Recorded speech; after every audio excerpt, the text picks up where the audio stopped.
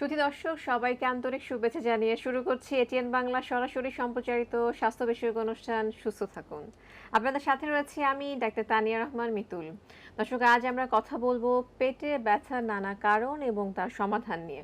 আমাদের সাথে আজ দেশের একজন স্বনামধন্য অধ্যাপক উপস্থিত রয়েছেন। আমাদের সাথেই রয়েছেন অধ্যাপক ডাক্তার ফিরোজ কাদের, প্রাক্তন বিভাগীয় প্রধান সার্জারি বিভাগ, শহীদ সরওয়ার্দী মেডিকেল কলেজ, এবং তিনি প্রাক্তন president society of surgeons of Bangladesh. দর্শক, আমাদের এই আলোচনায় আপনারা অংশগ্রহণ করতে পারেন আমাদের স্ক্রিনে দেখানো নাম্বারে ফোন করার মাধ্যমে। অবশ্যই অনুরোধ করব ফোন করার সময় টিভির ভলিউমটা একটু কমিয়ে নেবার জন্য। স্যার, প্রথমে অনুষ্ঠানের পক্ষ থেকে আন্তরিক শুভেচ্ছা। কেমন আছেন? ভালো আছি, তুমি ভালো আছো? জি স্যার, আলহামদুলিল্লাহ আমিও ভালো আছি। এবং স্যার, আজকে আপনার সাথে একটা খুব গুরুত্বপূর্ণ বিষয় নিয়ে কথা বলবো। আমরা তো অ্যাবডোমেনকে ম্যাজিক বক্স বলে থাকি, তো এখানে মাঝে মাঝে অনেক ব্যথা হয়। সেই ব্যথা সবসময় অনেক সময় তীব্র আকার ধারণ করে। ঠিক। সার্জিক্যাল কোন কোন কারণে আসলে এই ব্যথাগুলো হতে পারে? আসলে পেটে ব্যথা এই জিনিসটা কোনো মানুষের হয়নি বললে কেউ বিশ্বাস করবে না, কারণ পেটে ব্যথা সবার জীবনে কোনো না কোনো সময় হয়েছে। তো এই ব্যথা কিছু কিছু মেডিকেল কারণ আছে। মেডিকেল প্রবলেম কারণ বলতে আমরা বোঝাচ্ছি যে ওষুধ দিয়ে ভালো করা যায়, আর বেশ কিছু আছে যেটা ওষুধ দিয়ে ভালো হয় না, কিছু সার্জিক্যাল ইন্টারভেনশন লাগে, মানে অপারেশন করতে হয়। তো অপারেশন করতে হয় যে যে কারণে ব্যথা হয় সেগুলোর মধ্যে আমরা যেগুলো আছে তাকে অ্যাকিউট অ্যাবডোমেনের মধ্যে আমরা ফেলি, যে হঠাৎ ব্যথা শুরু হয়েছে। এরকম কন্ডিশনসগুলো হচ্ছে যেমন অ্যাকিউট অ্যাপেন্ডিসাইটিস, অ্যাকিউট কোলিসিস্টাইটিস, তারপরে হচ্ছে appendicular abscess, duodenal ulcer perforation, intestinal obstruction, তারপরে হচ্ছে যে আমাদের যদি কোনো কারণে হার্নিয়া থাকে কারো, এবং হার্নিয়াটা যদি অবস্ট্রাক্টেড হয়ে যায়, আটকে যায়, তাহলে সেটাতেও আমাদের সার্জারি করতে হয়, ইমিডিয়েট সার্জারি করা লাগে। আর একটা বড় একটা অসুখ আছে যেটাকে আমরা বড় বলতে যে অনেক সাফার করে, কিন্তু এটা ক্যান্সারও নয়, এটা হচ্ছে প্যানক্রিয়াটাইটিস। যে প্যানক্রিয়াস হচ্ছে এমন একটা অর্গান যেটা পেটের সারফেসে কিন্তু থাকে না, ডিপ ইন দ্য অ্যাবডোমেন আমরা বলি, যে অনেক ভেতরে থাকে, যার জন্যে যেটার এক্সপ্রেশন যেরকম ব্যথা হয়, সেই ব্যথাটা কখনো অল্প ব্যথা থাকে, কখনো হঠাৎ তীব্র ব্যথা হয়, অনেক সময় ব্যথা অনেক অনেক অনেক সময় ধরে এটা চলতে থাকে, এক্স্যাক্ট ডায়াগনোসিস করাও কঠিন হয়। সেক্ষেত্রেও অনেক ক্ষেত্রে আমাদের অপারেশন করতে হয়। তো এগুলো সাধারণত কমন ডিজিজ বা কমন মেডিকেল প্রবলেমস বা সার্জিক্যাল প্রবলেমস, যেগুলোর জন্য হচ্ছে আমাদের পেটে ব্যথা হয় এবং যার জন্যে অপারেশন করতে হয়। সুন্দর বলেছেন স্যার। এখন যে বিষয়টি জানতে চাইবো, আমরা আসলে সব রোগেরই চাই যে ওষুধ খেয়ে আমরা ভালো হব, সার্জারির দিকে আমরা যেতে চাই না। রাইট। আসলে স্যার, কোন ব্যথাগুলো কিংবা কতটুকু পর্যন্ত আসলে মেডিসিন দিয়ে ভালো হবে এবং একটা পর্যায়ে আসে তখন আসলে সার্জারি লাগবেই, সেই বিষয়গুলো স্যার যদি একটু তুলে ধরতেন। আসলে আমি সার্জন, আমরা সার্জন যারা, তারা যে আমরা পেটে ব্যথা হলে বা কোনো অসুখ হলেই যে অপারেশন করতে চাই বা সার্জারি করতে চাই, তা কিন্তু নয়। আমরা সবসময় চাই যে পেশেন্টকে অপারেশন না করে যদি ভালো করতে চাই, কিন্তু কিছু কিছু কন্ডিশনস আছে যখন অপারেশন ছাড়া গত্যন্তর থাকে না। যেমন অ্যাকিউট অ্যাপেন্ডিসাইটিস, আমরা এক কথায় যদি বলি অ্যাকিউট অ্যাপেন্ডিসাইটিসের চিকিৎসা কি? এটা অ্যাপেন্ডিক্স ফেলে দেয়া। এখানে অ্যাপেন্ডিক্স ফেলতেই হবে। ২ নম্বর কথা হচ্ছে যে যদি কোনো কারণে স্টমাক বা স্যার, ডিউডেনাম। আমরা অ্যাপেন্ডিসাইটিস নিয়ে কথা বলবো। আমাদের সঙ্গে একজন দর্শক রয়েছেন ফোনে, আমরা ফোনটি আচ্ছা নিচ্ছি। আচ্ছা। হ্যালো দর্শক, আসসালামু আলাইকুম। হ্যালো, আসসালামু আলাইকুম। আমি ওয়া- মগবাজার থেকে বলছি। জি বলুন। জি ম্যাডাম, অ্যাপেন্ডিক্সের ব্যথা হলে কি করণীয় এবং এর লক্ষণগুলো কি কি? ব্যথা হলে হ্যাঁ জি, হ্যালো, হ্যাঁ হ্যাঁ জি, শুনতে পাচ্ছি। ব্যথা হলে? আমাকে শুনতে পাচ্ছেন? জি জি, শুনতে পাচ্ছি। ব্যথা হলে? হ্যাঁ, ব্যথা ব্যথা হলে সাথে সাথে প্রাথমিকভাবে কি চিকিৎসা দিব? আচ্ছা ঠিক আছে, আপনাকে অনেক ধন্যবাদ স্যার। আমরা অ্যাপেন্ডিসাইটিস নিয়ে কথা বলা শুরু করেছি আর প্রশ্ন এসেছে দর্শকের। স্যার যদি বলতেন যে ব্যথা কেমন হবে এবং প্রাথমিকভাবে আমাদের কি করণীয়? আসলে অ্যাপেন্ডিসাইটিসের ব্যথার টিপিক্যাল একটা পিকচার আছে, যে ব্যথাটা সাধারণত প্রথমে নাভির চারদিক দিয়ে হয়, আমরা যেটাকে আম্বিলিকাস বলি। সেই নাভির চারদিক দিয়ে ব্যথা শুরু হয় এবং সে ব্যথা সেখান থেকে আস্তে আস্তে ডান দিকে নিচের দিকে, আমরা রাইট লোয়ার অ্যাবডোমেন বলি, তলপেটের ডান দিকে সাধারণত ব্যথাটা যে আটকে যায়, সেখানে ব্যথাটা থেকে যায়।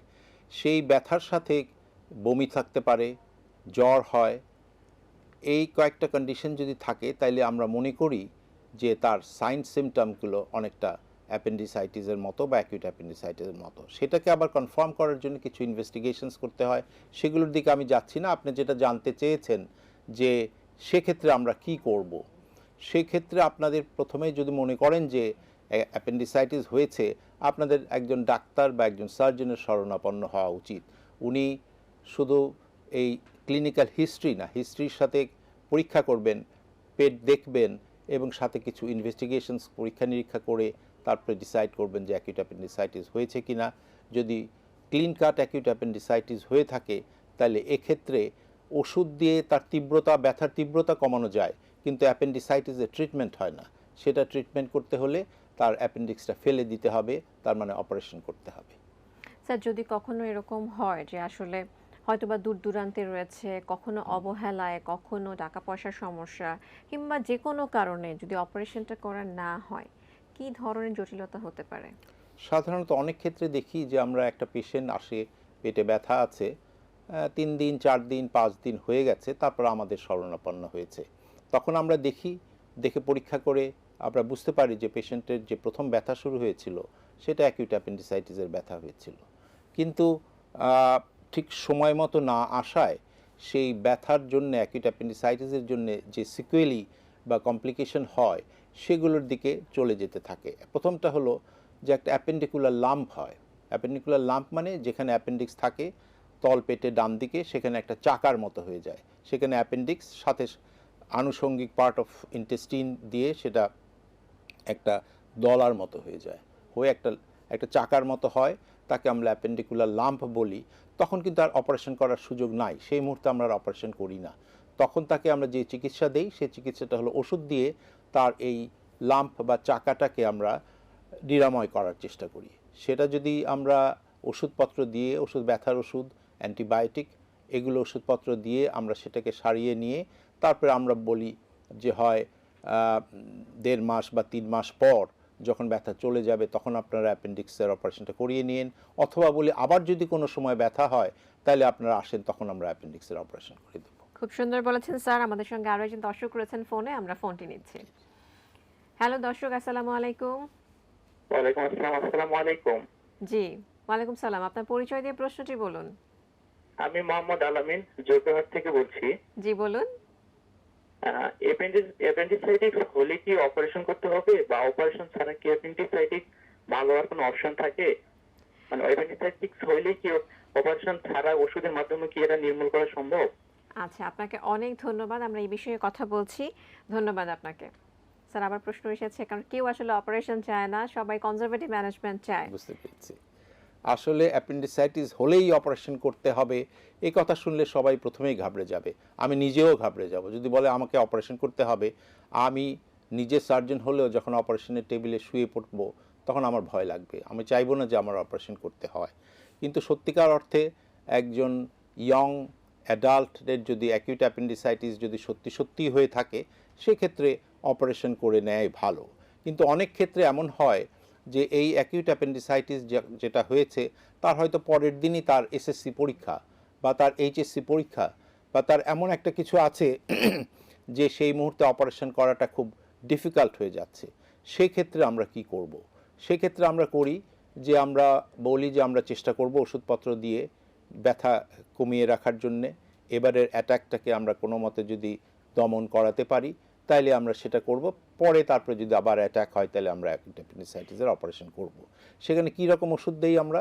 পেশেন্টকে প্রথম দিকে আমরা না খাইয়ে রাখি, তাকে আমরা স্যালাইন দেই, তারপরে তাকে আমরা অ্যান্টিবায়োটিক দেই, তাকে আমরা ব্যথা নাশক ওষুধ দেই এবং তাকে আমরা অবজার্ভ করতে থাকি যে তার ব্যথা কমছে কি না, ভালো হয়ে যাচ্ছে কি না। যদি তাই হয় তাহলে আমরা সেবারের মতো আমরা বেঁচে গেলাম বলতে পারি, যে আমাদের আর অপারেশন লাগলো না। কিন্তু আমাদের ভিজিলেন্ট থাকতে হবে, সবসময় একটা খেয়াল রাখতে হবে যে আবার পেটে ব্যথা হচ্ছে কি না। যদি হয় সাথে সাথে ডাক্তারের শরণাপন্ন হয়ে ডিসাইড করতে হবে যে অপারেশন লাগবে কি লাগবে না। অনেক ধন্যবাদ স্যার। আমাদের সঙ্গে আরো একজন দর্শক রয়েছেন ফোনে, আমি ফোনটি নিচ্ছি। হ্যালো দর্শক, আসসালামু আলাইকুম। ওয়ালাইকুম সালাম। জি, আপনার পরিচয় দিয়ে প্রশ্নটি বলুন। আমার পরিচয় হলো জায়গা বরগুনা জেলা আর ছোট করেছেন না আমার গ্রাম। আচ্ছা, আপনি বরগুনা জেলা থেকে বলছেন। ভাই, আপনার প্রশ্নটি বলুন। আমার প্রশ্নটি ভাই কি দেবো? বলুন, আমরা আপনাকে শুনতে পাচ্ছি। স্যার আপনাকে শুনতে পাচ্ছেন। আমার প্রশ্নটি ভাই, আমার ঠ্যাঙ্গে ব্যথা আইয়া বুঝছেন, জি এই ডান ঠ্যাঙ্গে। জি। হ্যাঁ, ডান ঠ্যাঙ্গে ব্যথা আইয়া, এই ব্যথাগুলো আমার এই কোমরে ধরছে, দাঁড়ায় আয়। আমি এই ওই শরীরে সরাই যায়, আমি নামাজ পড়তে পারি না। আচ্ছা, ঠিক খাই আছে। বুঝছেন, ব্যথা ট্যাবলেট খাই, যাতে কমে না, একটু সামান্য কমবে, আরো কমে না। আচ্ছা, আপনার আমি 30,000 জন্য যাবো ভাই, বুঝতে পারিনি আমি। আচ্ছা, অনেক ধন্যবাদ। আপনার বয়সটা কত? আমার বয়স ধরো 60-65। আচ্ছা, ঠিক আছে। আপনার ডায়াবেটিস কিংবা অন্য কোনো রোগ রয়েছে? ডায়াবেটিস? ডায়াবেটিস আছে আপনার? না, আমার ডায়াবেটিস তো নাই, আমি তো অনেক পেরি। আচ্ছা, ঠিক আছে। আপনাকে অনেক ধন্যবাদ। স্যার, উনি 60 বছর বয়স, ওনার ব্যাক পেইন, যদি আমরা আজকে অ্যাবডোমিনাল পেইনের কথা বলছি, ওনার পেইনটা রেডিয়েট করে পা পর্যন্ত চলে যায়, উনি নামাজ পড়তে পারেন না। আসলে আপনার যে কষ্টটা আমরা বুঝতে পারছি, আপনার পিঠে ব্যথা হচ্ছে, তারপরে আপনার ব্যথাটা পায়ের দিকে চলে যাচ্ছে, কষ্ট পাচ্ছেন, এটাকে আমরা ঠিক এক্স্যাক্টলি পেটের ব্যথা বলি না। এটা আপনার বিভিন্ন কারণ হতে পারে। এটা আপনার একটা লো ব্যাক এক বলি, সেটার জন্য লাম্বার ডিস্ক প্রোল্যাপস, তারপরে হচ্ছে আপনার অস্টিওআর্থ্রাইটিস, এই ধরনের বিভিন্ন প্রবলেম থাকতে পারে। এবং সাথে পায়ের দিকে যে ব্যথাটা যায় বা পা থেকে পেটের দিকে আসে, যেখানে নার্ভ যেটার থেকে ব্যথা হচ্ছে, সেখানে কম্প্রেশনের জন্য নার্ভ সাপ্লাইটা যেদিক দিয়ে গেছে সেই দিকে আপনার ব্যথা হচ্ছে। এটার জন্য আপনার একজন জেনারেল সার্জন বা অর্থোপেডিক সার্জনের সাথে আপনার একটু কনসালটেশন করলে আমার মনে হয় আপনি ভালো উপকার পাবেন। স্যার, আপনাকে অনেক ধন্যবাদ। স্যার, এখন আমরা আসব, তো অ্যাপেন্ডিসাইটিস হলে অপারেশন করা লাগছে। এখন সেই অপারেশনের আবার এখন আমরা শুনছি ল্যাপারোস্কোপি রয়েছে, ওপেন মেথড রয়েছে। এই বিষয়গুলো স্যার যদি আমাদের দর্শকদের উদ্দেশ্যে একটু সহজ করে তুলে ধরতেন। আসলে আমরা এখন তো যেই সার্জারির যুগ এসছে, আগেকালে ওপেন সার্জারি করা হতো, এখন বেশিরভাগ সার্জারি, অ্যাবডোমিনাল সার্জারি আমরা ল্যাপারোস্কোপিক্যালি করি, মানে পেটে কয়েকটা ছোট ছোট ফুটো করে আমরা অপারেশনটা করে ফেলি। এতে পেটে দাগও কম হয়, পেশেন্টের পোস্ট অপারেটিভ রিকভারি টাইমও কম লাগে এবং পেশেন্ট আনইভেন্টফুল রিকভারি হতে সাহায্য করে। তো ইদানিংকালীন আমরা সাধারণত অ্যাপেন্ডিসেক্টমি বা অ্যাপেন্ডিসাইটিসের জন্য যে চিকিৎসা, সেটা আমরা ল্যাপারোস্কোপিক্যালি বেশিরভাগ ক্ষেত্রে করে থাকি। ইন ভেরি ফিউ কেসেস যখন ল্যাপারোস্কোপিক্যালি করতে গিয়ে কোনো ডিফিকাল্টিস ফেস করি বা সাথে আমরা অন্য কোনো প্রবলেম থেকে থাকে, সেক্ষেত্রে খুব বের মিনিমাম কেসকে আমাদের কনভার্ট করতে হয় ইনটু ওপেন সার্জারি।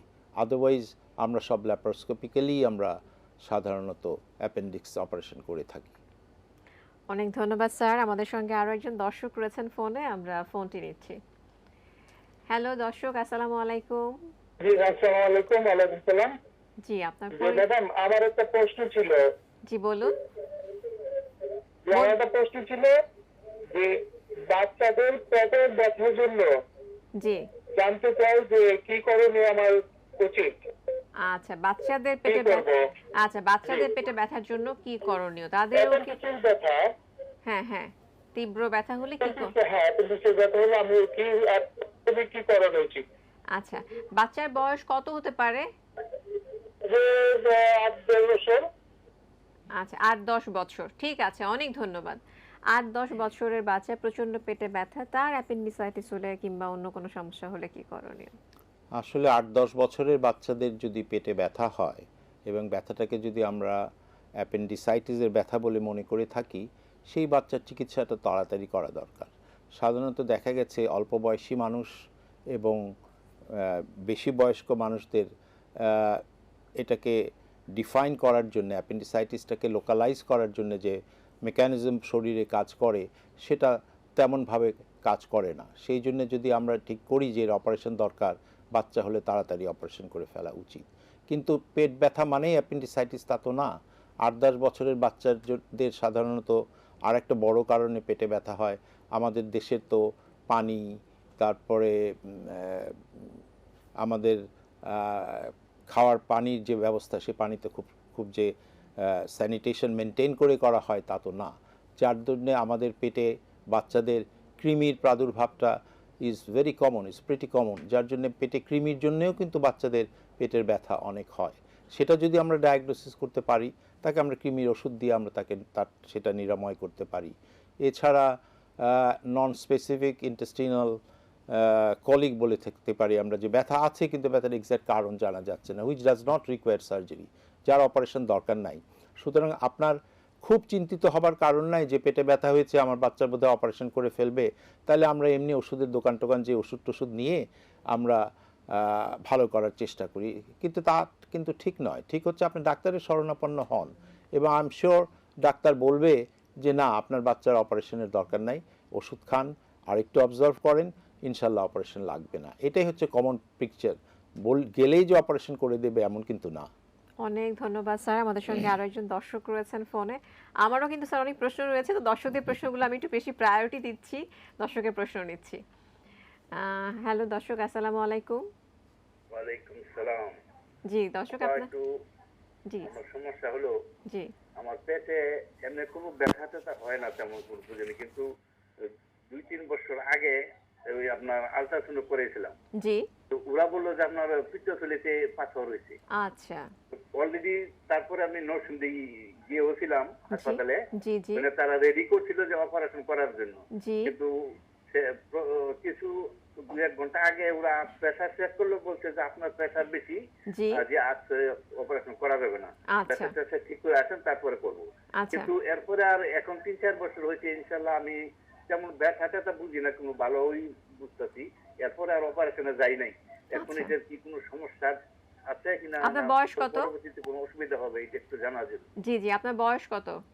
আমার বয়স প্রায় তো 70 কাছাকাছি। 70-এর কাছাকাছি। আপনার ডায়াবেটিস, হাইপারটেনশন, মানে প্রেশার, ডায়াবেটিস এরকম কোনো রোগ রয়েছে সাথে? না, ডায়াবেটিস নাই, তবে প্রেসারটা হয়, একটু প্রেসার ওষুধ খাই। এই প্রেশারের কারণে আপনার অপারেশনটি হয়নি। আপনার ওজন কেমন হবে?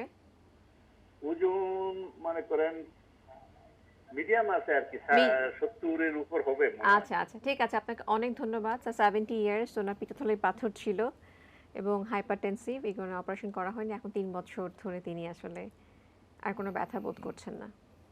আসলে আপনার প্রথম ডায়াগনোসিসই তো হয়েছিল আল্ট্রাসোনোগ্রাম করে, ডাক্তার বলেছিল যে আপনার পিত্তথলিতে পাথর আছে। আপনি যে ব্যথার জন্য আল্ট্রাসোনোগ্রাম করেছিলেন তা বোধহয় না, তাই না? জি জি স্যার। হ্যাঁ, তো করে দেখলেন যে পাথর আছে। আমরা এগুলোকে সাধারণত বলি অ্যাসিমটোমেটিক গলস্টোন ডিজিজ, যে গলস্টোন আছে, পিত্তথলিতে পাথর আছে, কিন্তু আপনার সিমটম প্রডিউস করছে না। আচ্ছা এখন সেক্ষেত্রে আমরা কি অপারেশন করব কি করব না? আমরা অপারেশন যদি করি, সিমটম প্রডিউস করছে না, সেক্ষেত্রে কি কি হতে পারে? একটা হতে পারে যে সিমটম জীবনেও কোনো দিন প্রডিউস হবে না, কিন্তু পেশেন্টের ডিফারেন্ট কমপ্লিকেশনস হতে পারে। কমপ্লিকেশনস কি হতে পারে? পিত্তথলির পাথরের জন্যে, প্রদাহের জন্য ব্যথা হতে পারে। সেটা যদি সেই পিত্তথলি থেকে পিত্তনালীতে স্টোন যদি চলে গিয়ে যদি আটকে যায়, সেখানে আমাদের অবস্ট্রাকটিভ জন্ডিস হতে পারে। জন্ডিসটা আবার বেশ ঝামেলাযুক্ত একটা প্রবলেম। তারপরে কি হতে পারে? গলস্টোন নেক অফ দ্য গল ব্লাডারে আটকে গিয়ে মিকোসিল হতে পারে। তারপরে এম্পায়ামা গল ব্লাডার হতে পারে, বিভিন্ন কমপ্লিকেশনস হতে পারে।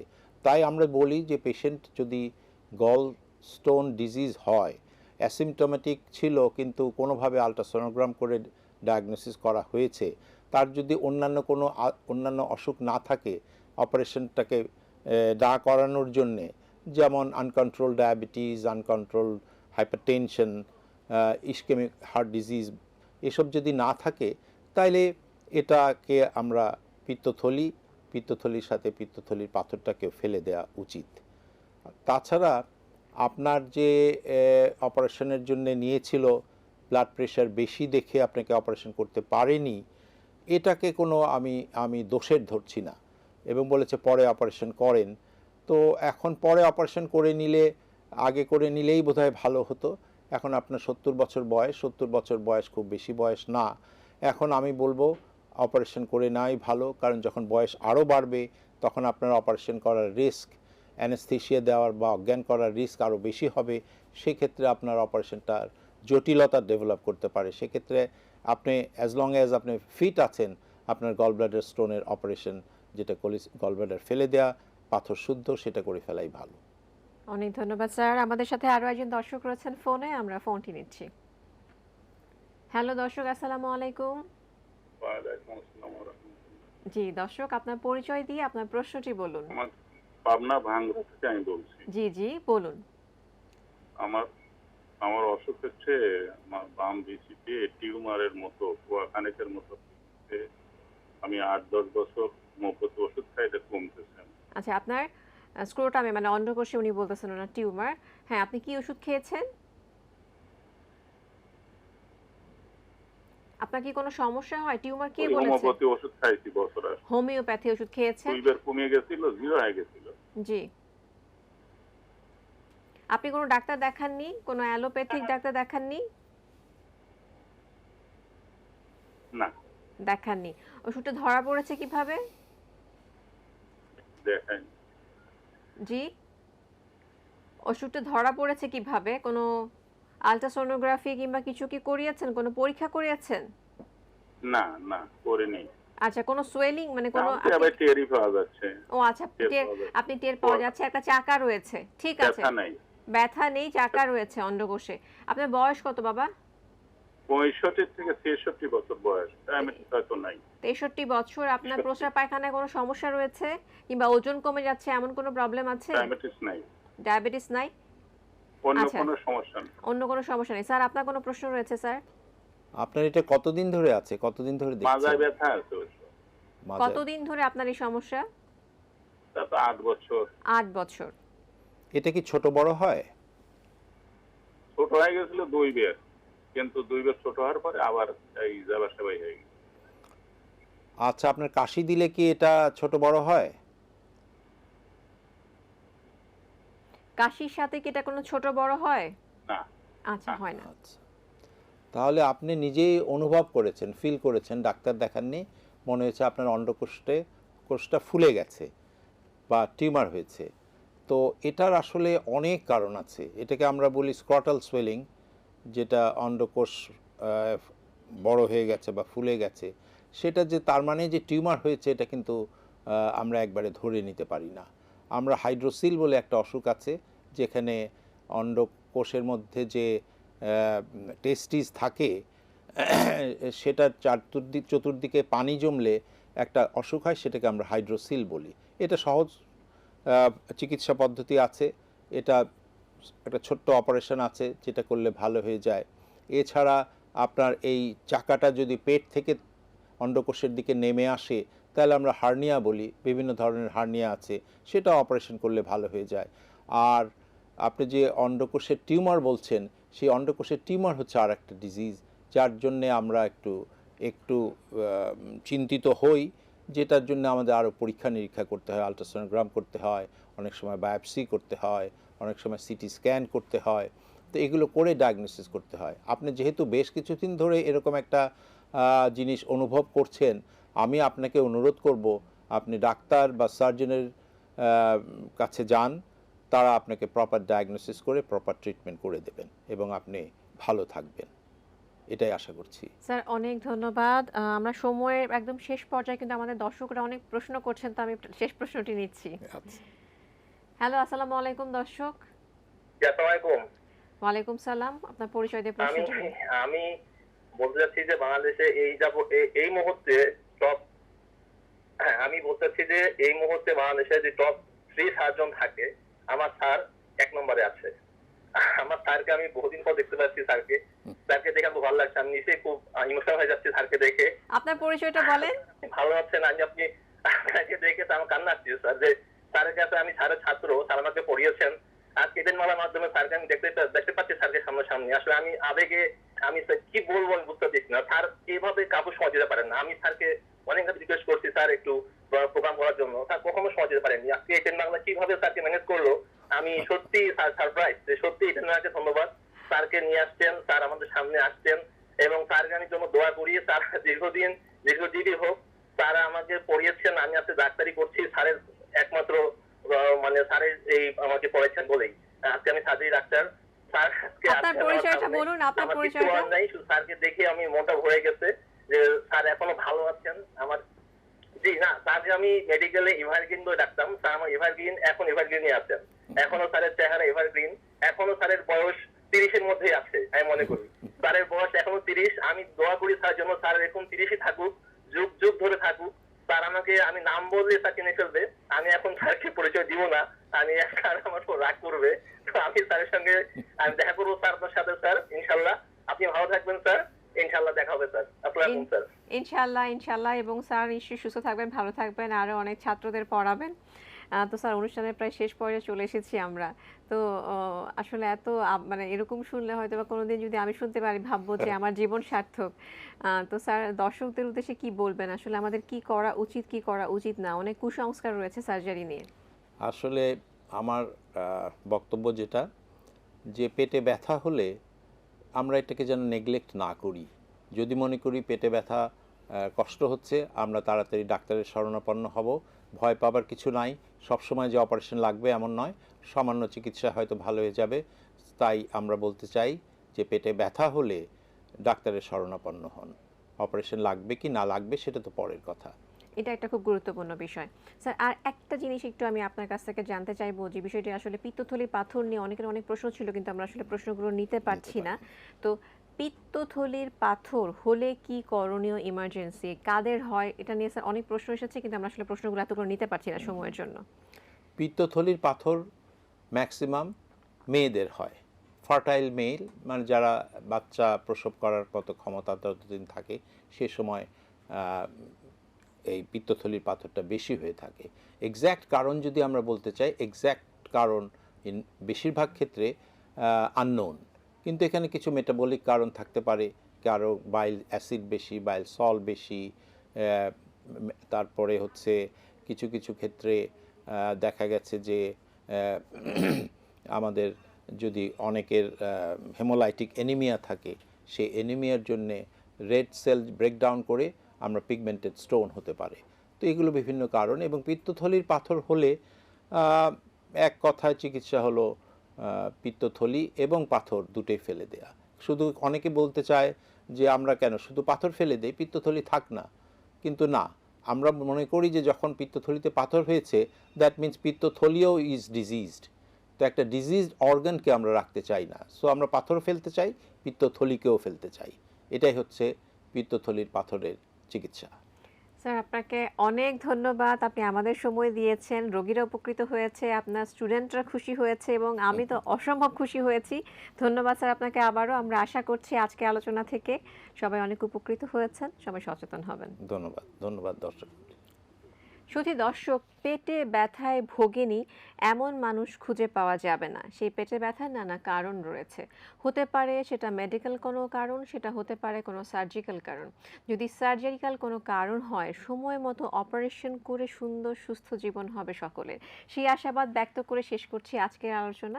আবারও দেখা হবে নতুন কোনো স্বাস্থ্যের তথ্য নিয়ে। সেই পর্যন্ত সকলে খুব ভালো থাকুন, এটিএন বাংলার সাথেই থাকুন। আল্লাহ হাফেজ।